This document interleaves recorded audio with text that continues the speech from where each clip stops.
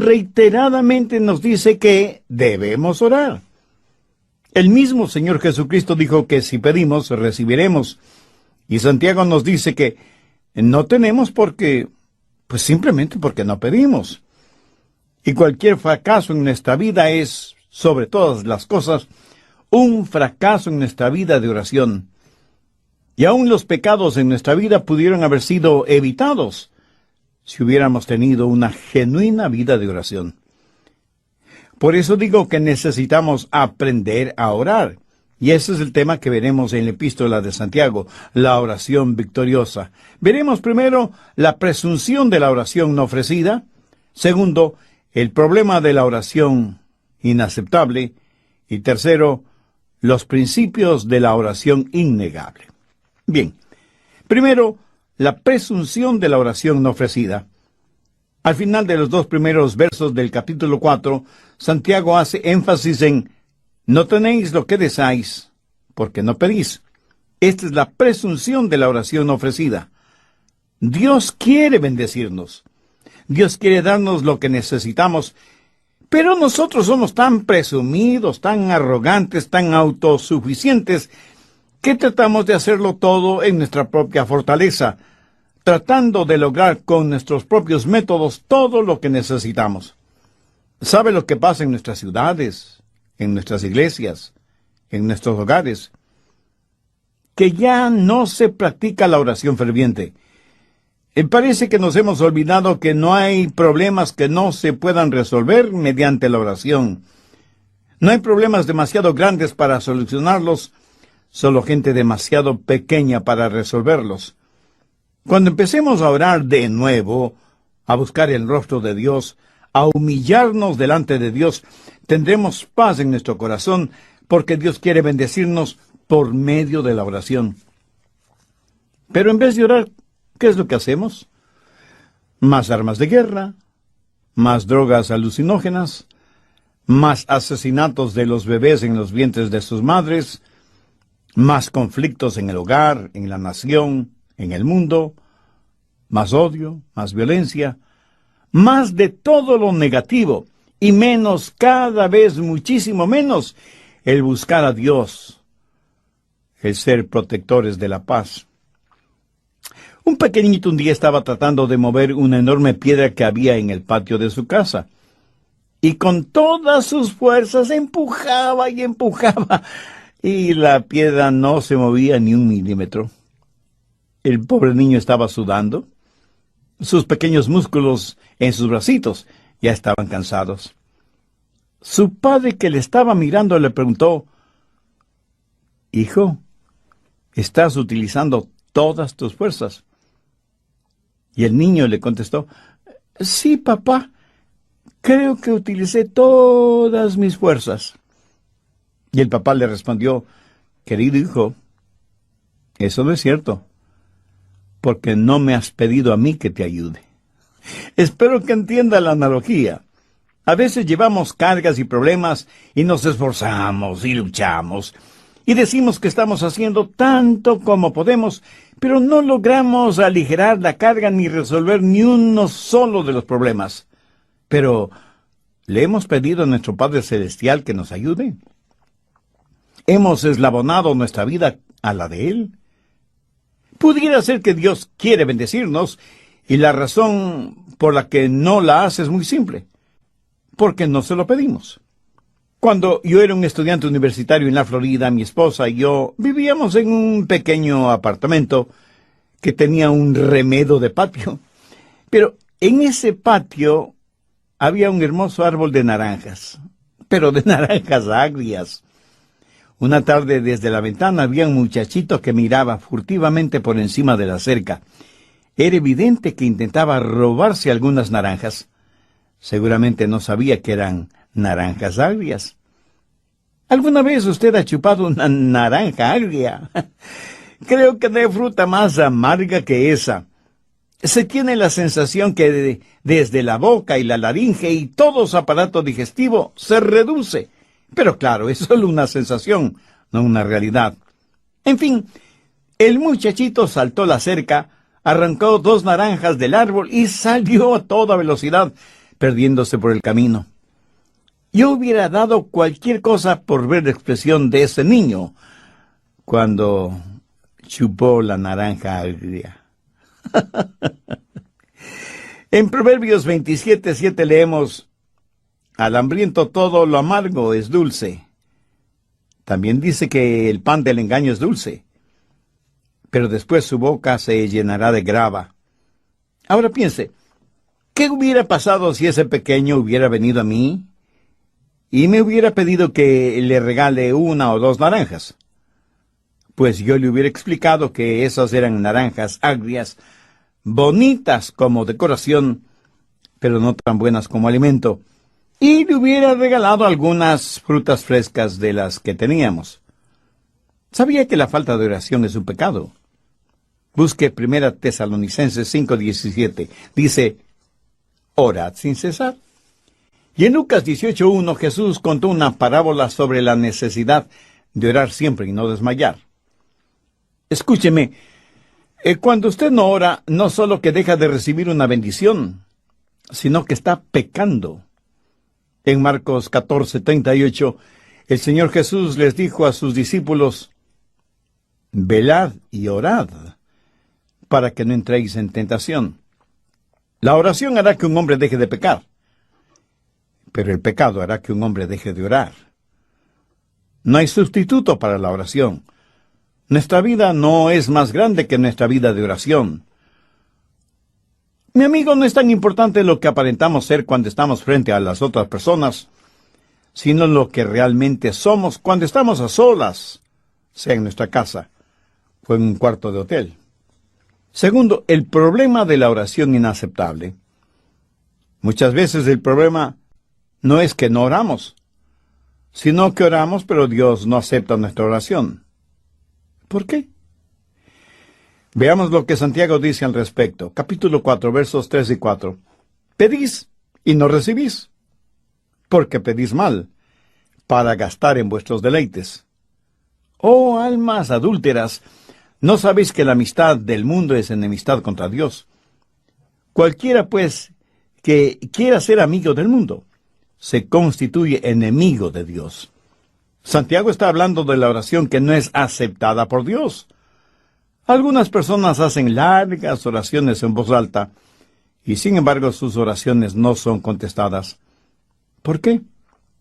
Porque tienen una motivación equivocada.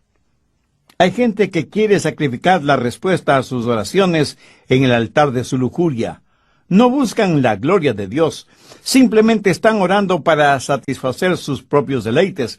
Su motivación es egoísta y por lo tanto básicamente pecaminosa, y Dios jamás va a respaldar nuestra egolatría.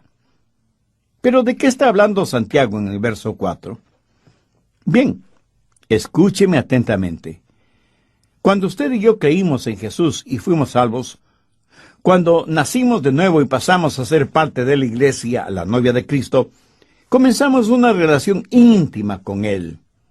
Él es el novio, la iglesia es su novia, y así como la novia debe ser casta y pura y separada para darse únicamente al novio, así la iglesia debe pertenecer a Jesucristo y guardarse únicamente para Él. Espero que comprenda esto muy claramente. Pero entonces aparece otro pretendiente de la novia, que es el mundo.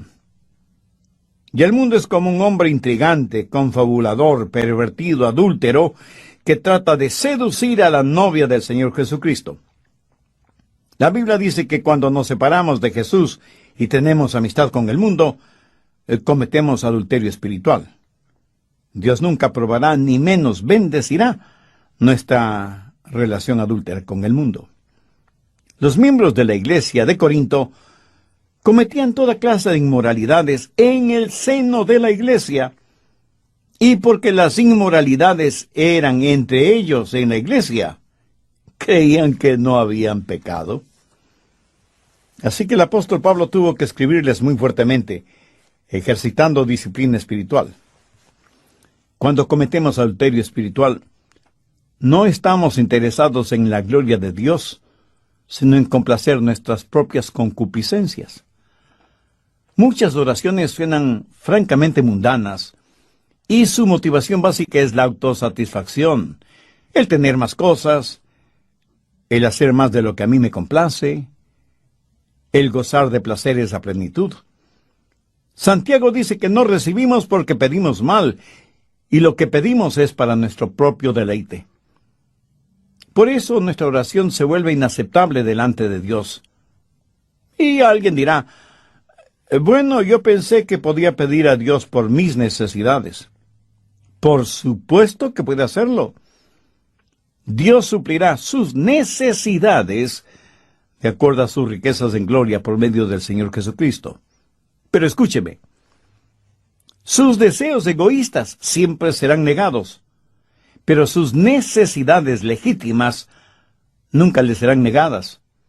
Usted puede orar por necesidades reales y Dios hará la provisión necesaria. Pero si usted pide para complacer sus apetitos materiales, mi amigo, se lo digo francamente, usted está perdiendo el tiempo. Tercero, los principios de la oración innegable. ¿Cómo podemos orar y que nuestras oraciones no sean negadas? ¿Cómo podemos orar para que Dios nos escuche?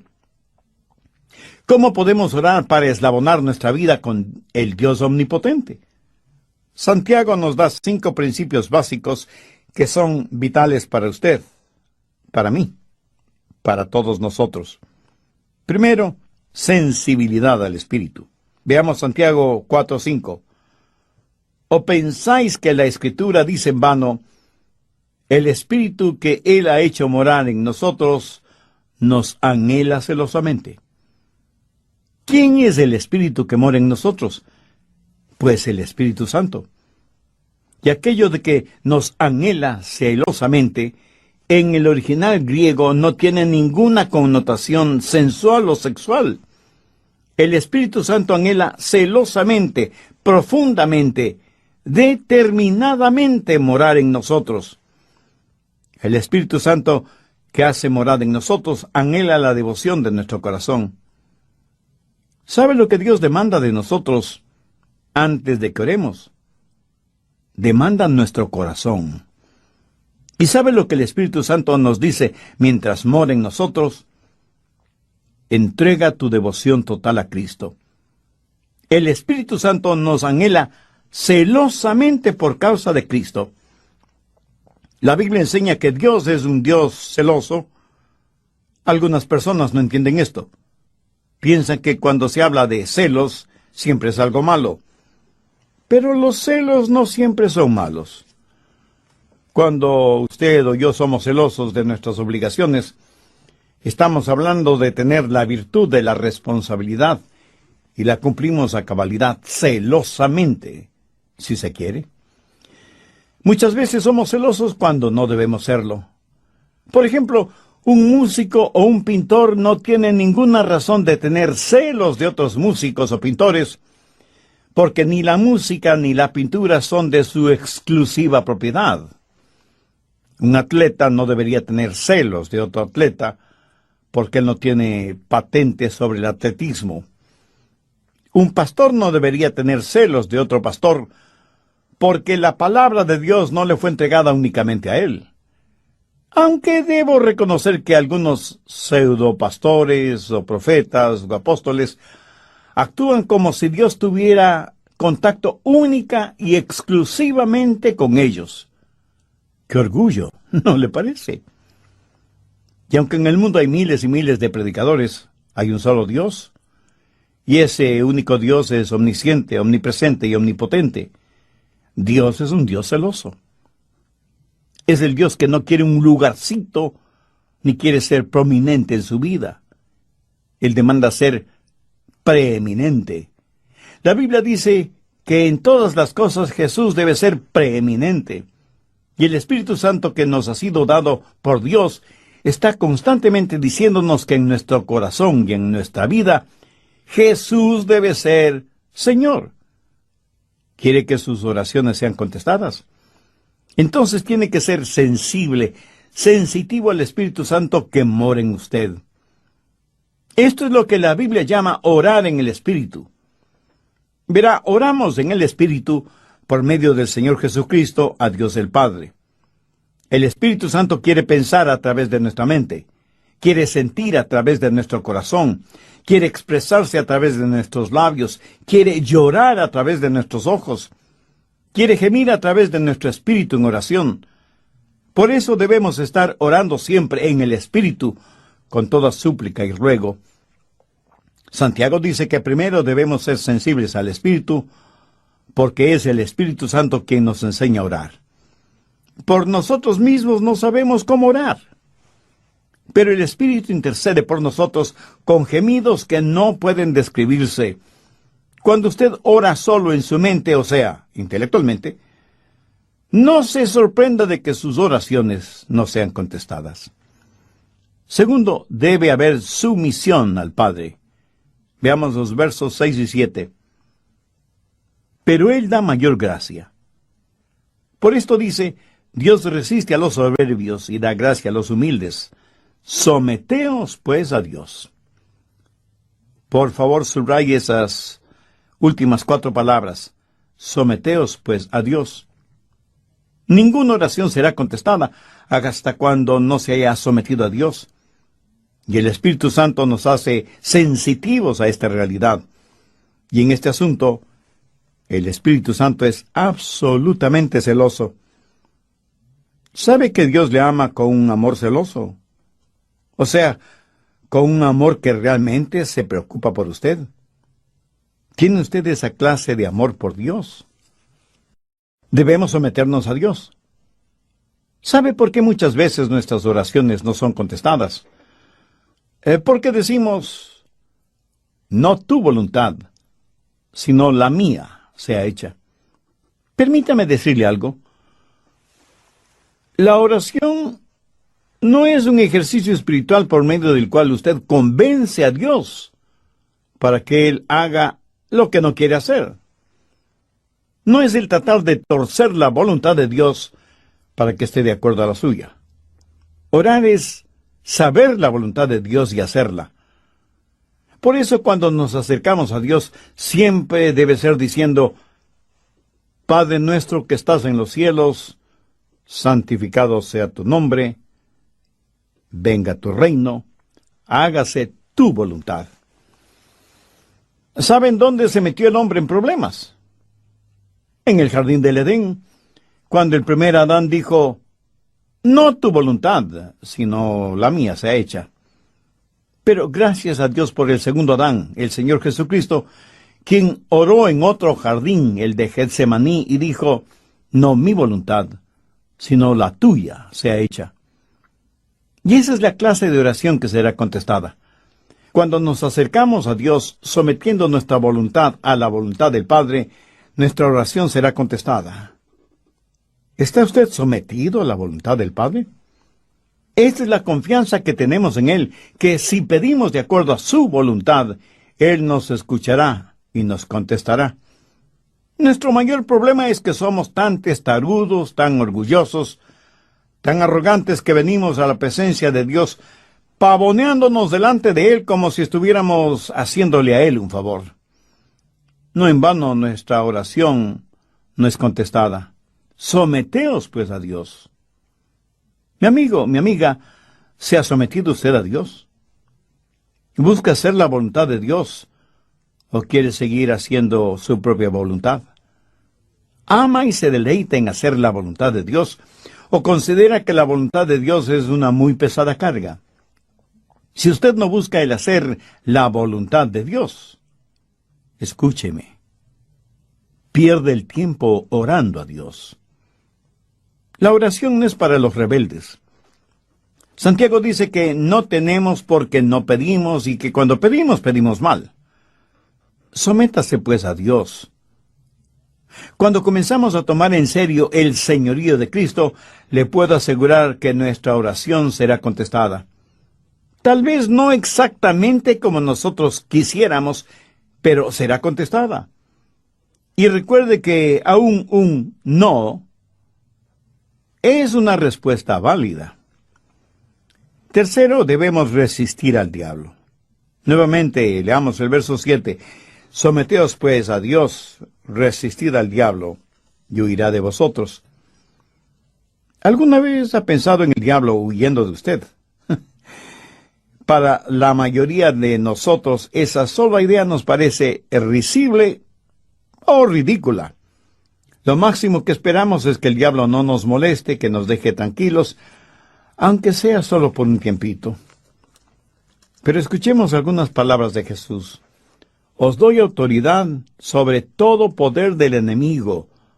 Mayor es el que está en ustedes que el que está en el mundo. La clave de la oración poderosa, aquella que no le será negada, es cuando ora, sepa que entra en una batalla contra el diablo. Porque la oración es la mayoría de las veces una batalla. La Biblia dice que debemos ponernos toda la armadura de Dios para poder resistir los ataques del enemigo. Ahora, tome nota de lo que dice Efesios 6:18, orando en todo tiempo con toda oración y súplica en el Espíritu, y velando en ellos con perseverancia y súplica por todos los santos. ¿Lo ve? La oración es una batalla. Cuando nos ponemos la armadura de Dios, nos estamos preparando para la batalla. El diablo, aunque invisible, es un enemigo real, un enemigo incansable, un enemigo siniestro, un enemigo malévolo que nos odia profundamente porque hemos sido rescatados, redimidos, perdonados y salvados por el Señor Jesucristo. Adoramos al único Dios verdadero, y eso es un tormento para Satanás, porque él siempre quiso y quiere ser adorado, porque quiere ser como Dios mismo. Ahora, como hijo o hija de Dios, usted no debe ser vanidoso, orgulloso o jactancioso al respecto. No es porque usted es importante en sus propios méritos que el diablo le odia.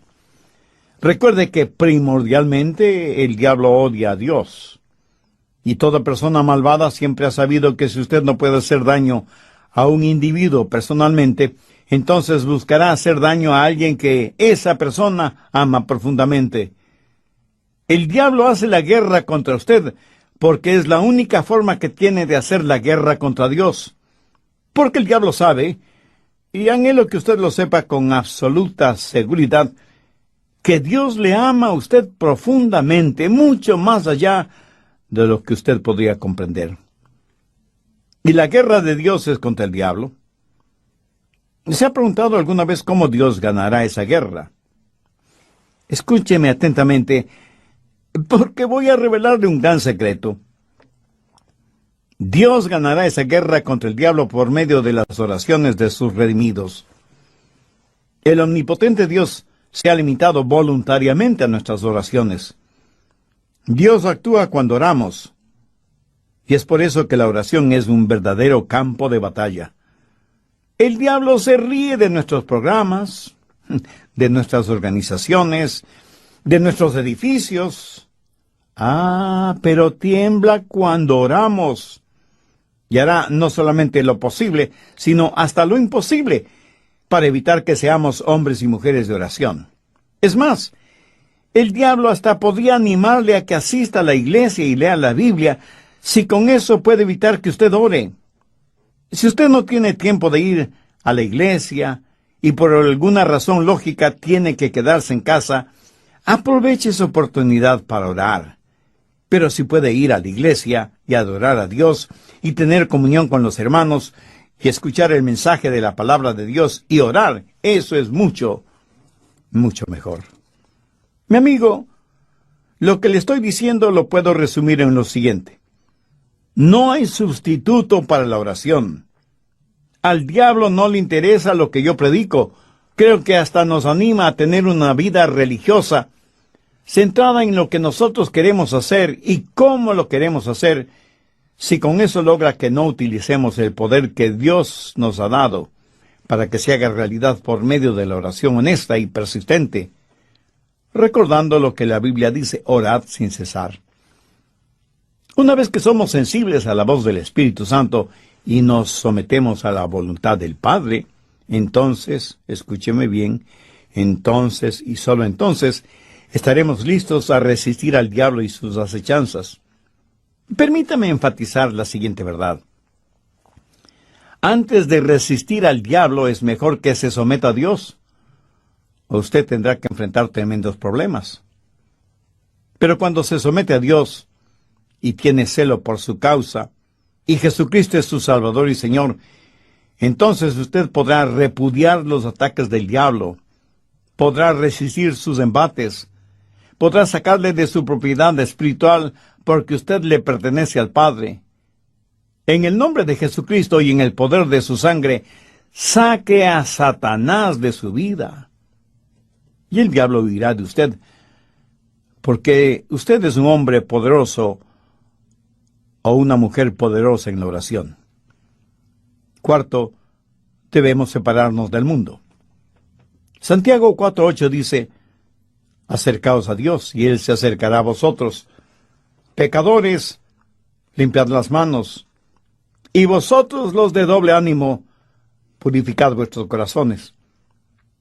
Aquí el apóstol está hablando del principio de la separación del mundo, y será imposible que usted trate de separarse del mundo sin haber resistido al diablo.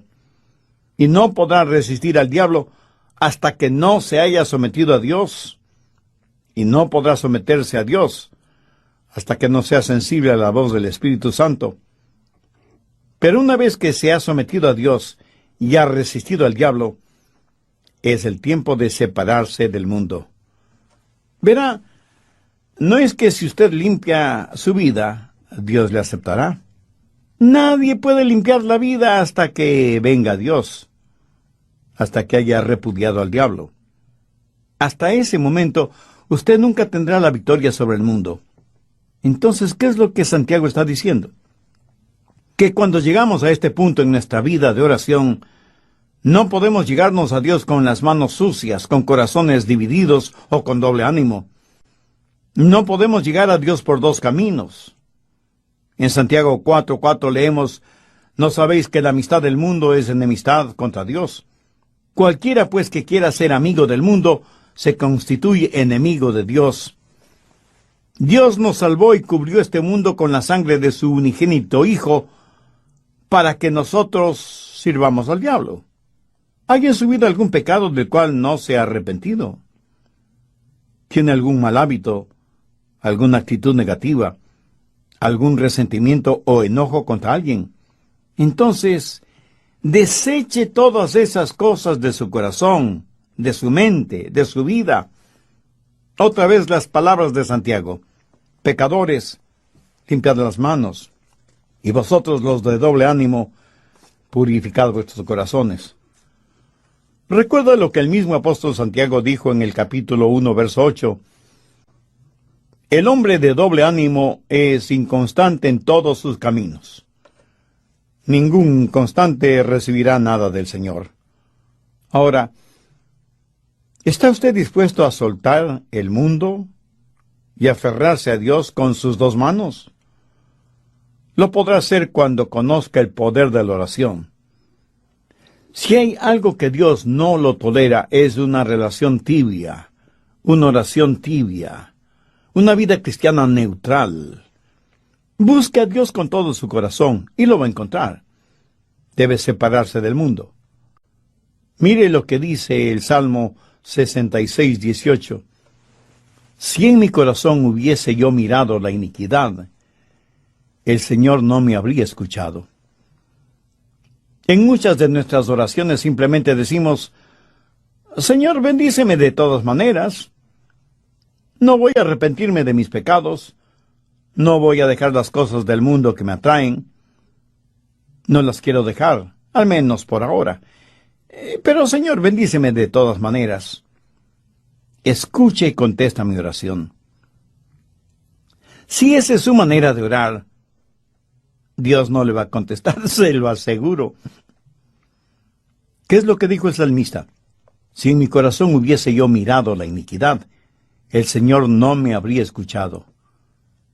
Eso no significa si es que he pecado, porque la Biblia dice que todos hemos pecado. También dice que todos tenemos iniquidad en nuestro corazón. Todos tenemos nuestros pecados favoritos, bien escondidos en nuestro corazón.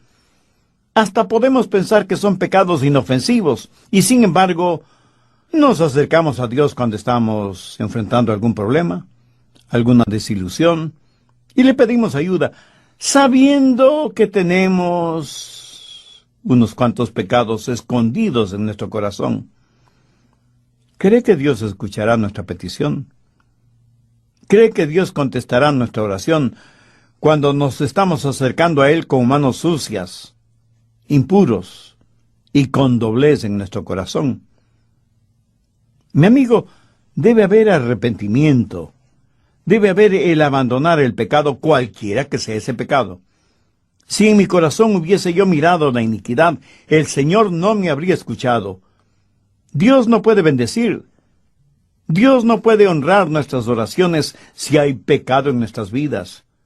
Pecadores, limpiad las manos, y vosotros los de doble ánimo, purificad vuestros corazones. Quinto, la sobriedad de nuestro propósito. Santiago 4, desde el verso 9 dice, afligíos y lamentad y llorad. Vuestra risa se convierte en lloro y vuestro gozo en tristeza.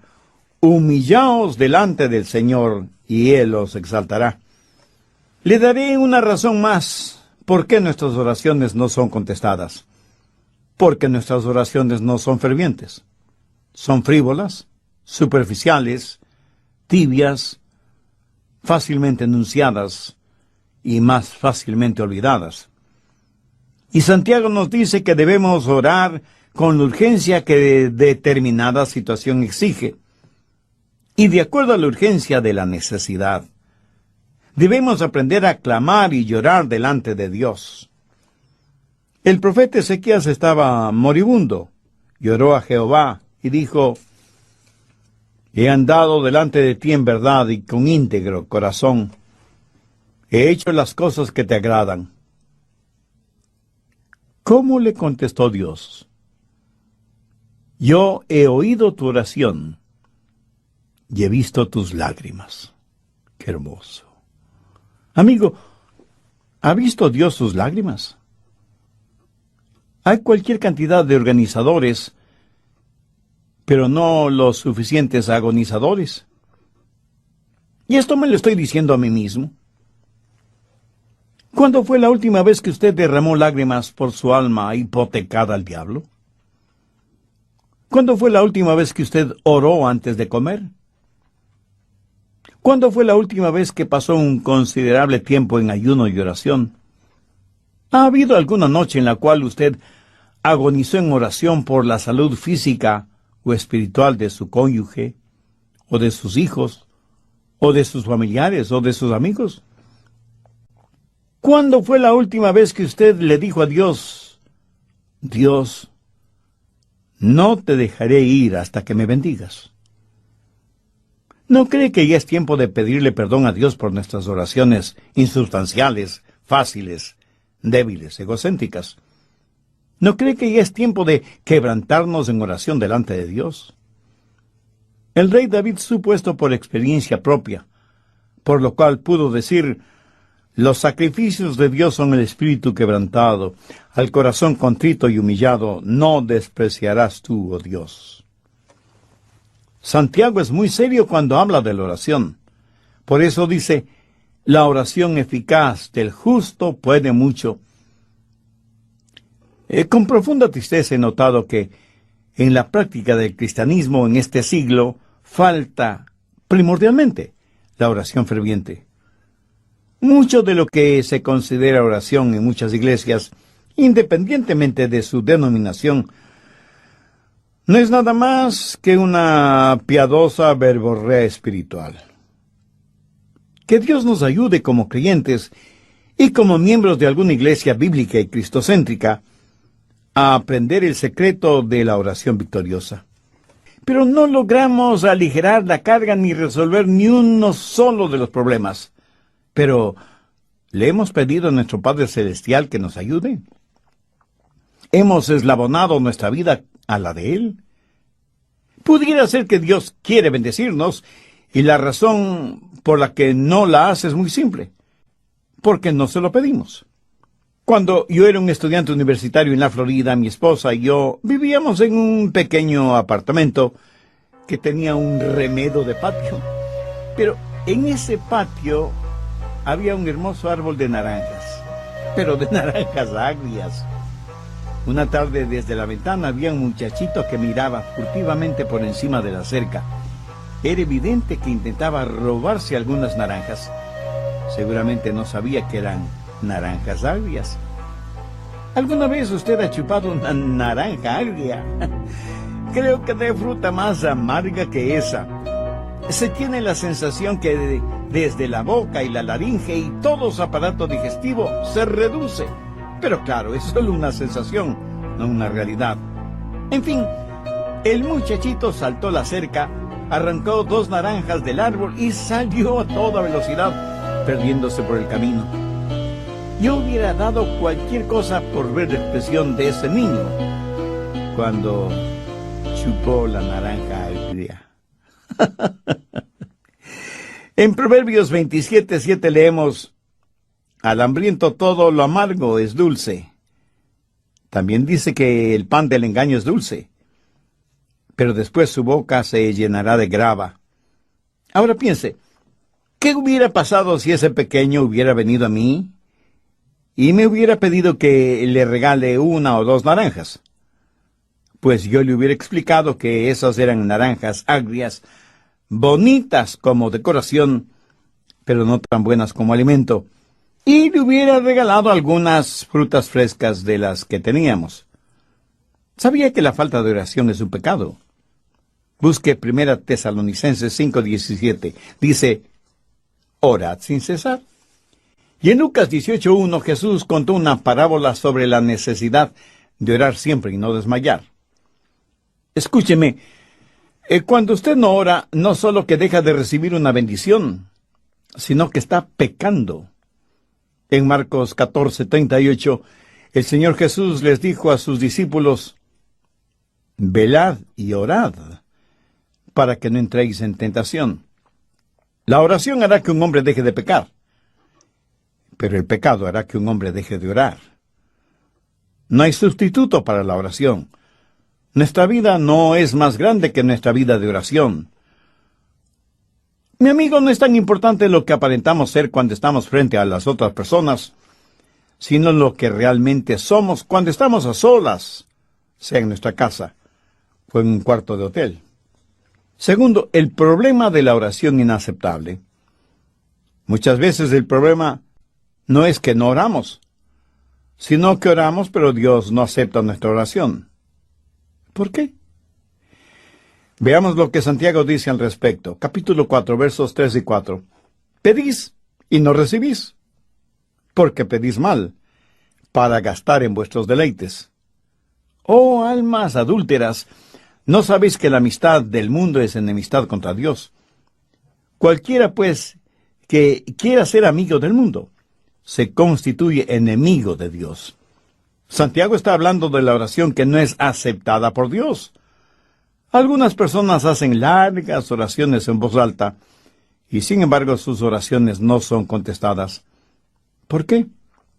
Porque tienen una motivación equivocada. Hay gente que quiere sacrificar la respuesta a sus oraciones en el altar de su lujuria.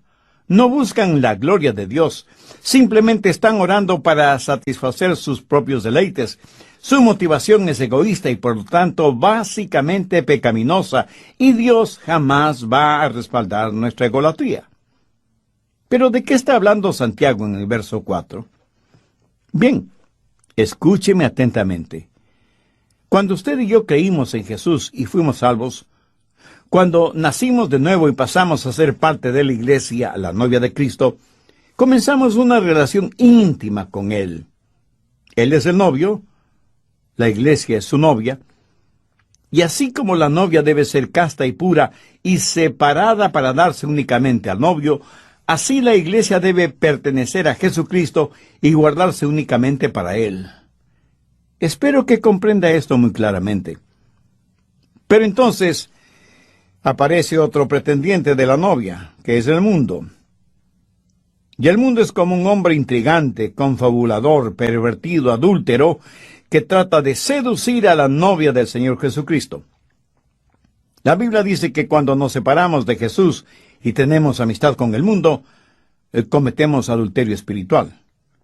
Dios nunca aprobará ni menos bendecirá nuestra relación adúltera con el mundo. Los miembros de la iglesia de Corinto cometían toda clase de inmoralidades en el seno de la iglesia, y porque las inmoralidades eran entre ellos en la iglesia, creían que no habían pecado. Así que el apóstol Pablo tuvo que escribirles muy fuertemente, ejercitando disciplina espiritual. Cuando cometemos adulterio espiritual, no estamos interesados en la gloria de Dios, sino en complacer nuestras propias concupiscencias.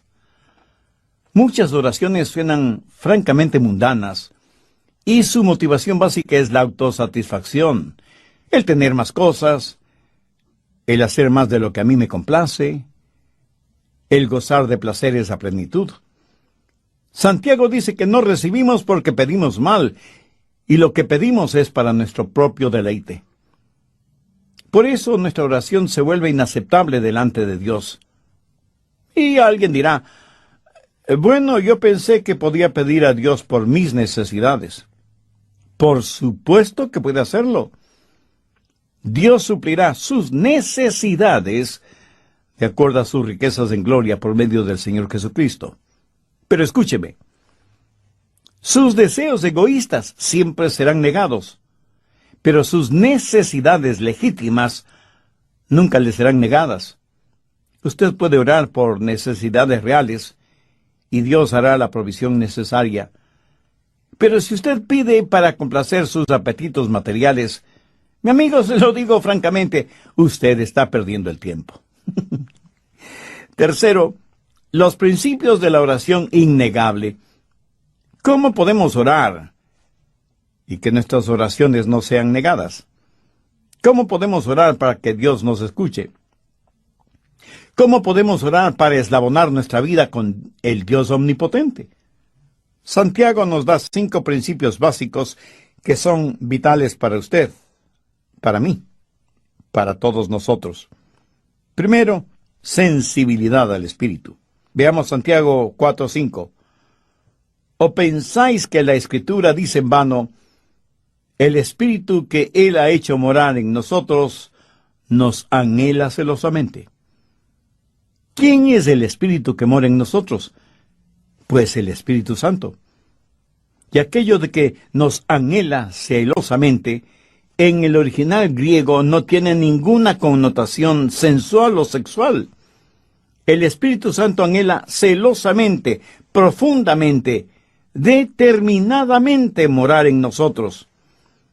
El Espíritu Santo que hace morada en nosotros anhela la devoción de nuestro corazón. ¿Sabe lo que Dios demanda de nosotros antes de que oremos? Demanda nuestro corazón. ¿Y sabe lo que el Espíritu Santo nos dice mientras mora en nosotros?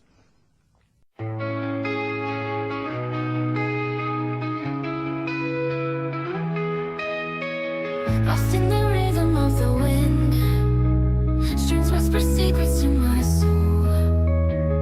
In a world of alternative rock where indie rock takes control, our rock paints a picture so vivid, where your female vocals sing so sweet, melodic tones that captivate. In this experimental retreat, deep within the music's embrace, I find solace in this space, where the lyrics intertwine with the beats of time. Layers of sound surround me, like a symphony of the mind. An art rock masterpiece unfolding in a melody so kind. Each note a brushstroke of emotion, painting hues of every shade. The female vocals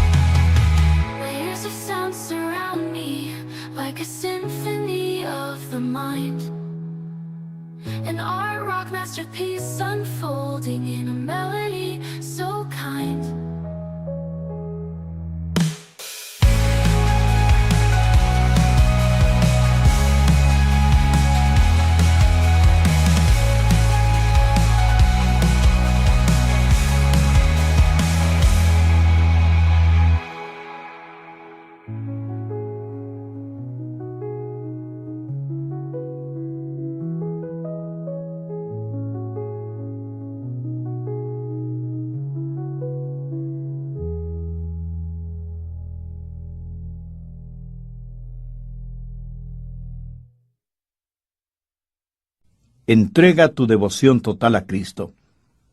El Espíritu Santo nos anhela celosamente por causa de Cristo. La Biblia enseña que Dios es un Dios celoso. Algunas personas no entienden esto. Piensan que cuando se habla de celos, siempre es algo malo. Pero los celos no siempre son malos.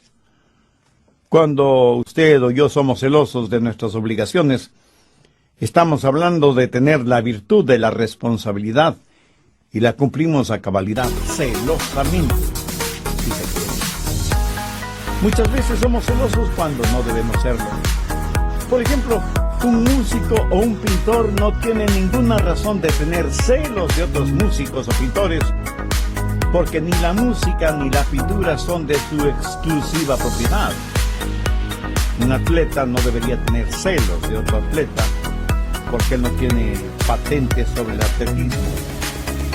Un pastor no debería tener celos de otro pastor, porque la palabra de Dios no le fue entregada únicamente a él.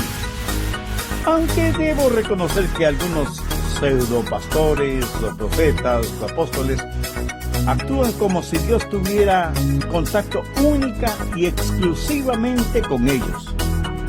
¡Qué orgullo! ¿No le parece? Y aunque en el mundo hay miles y miles de predicadores, hay un solo Dios.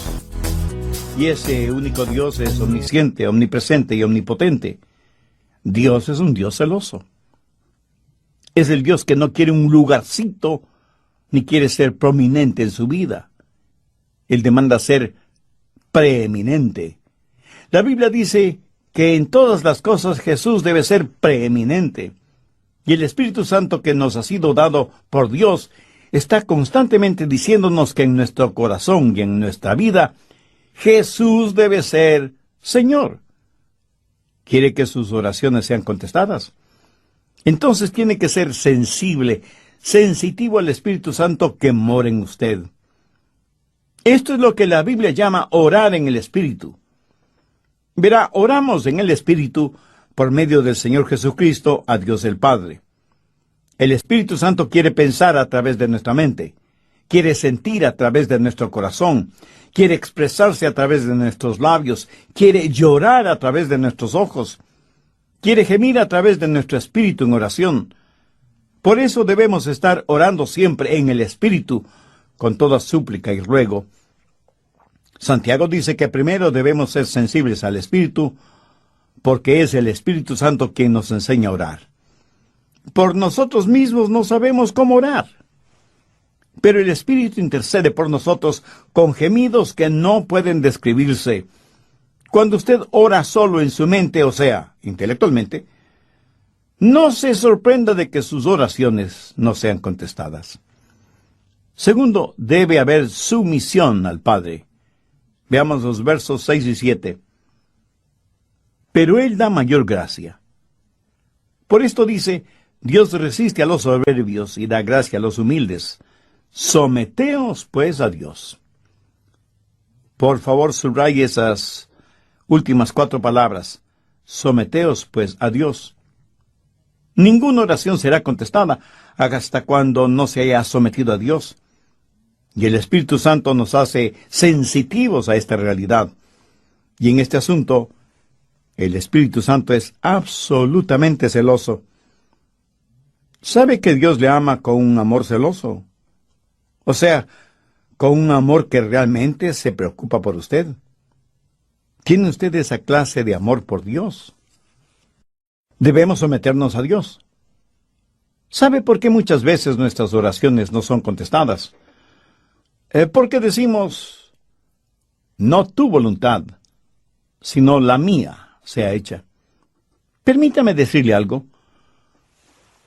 La oración no es un ejercicio espiritual por medio del cual usted convence a Dios para que Él haga lo que no quiere hacer. No es el tratar de torcer la voluntad de Dios para que esté de acuerdo a la suya. Orar es saber la voluntad de Dios y hacerla. Por eso cuando nos acercamos a Dios, siempre debe ser diciendo,